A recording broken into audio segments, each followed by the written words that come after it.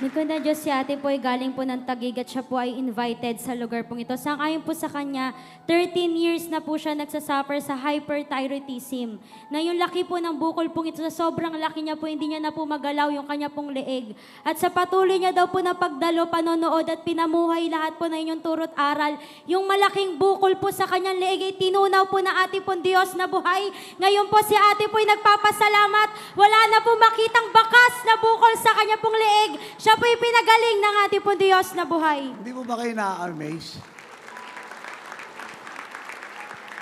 Gano'n ka kasaya?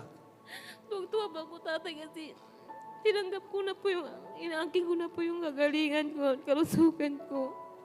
Kasi ito po yung leeg ko, tatay, noon. Tayo yan, oh.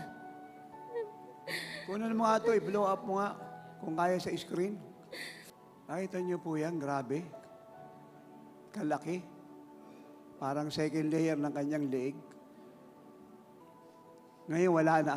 Wala na po, tatay.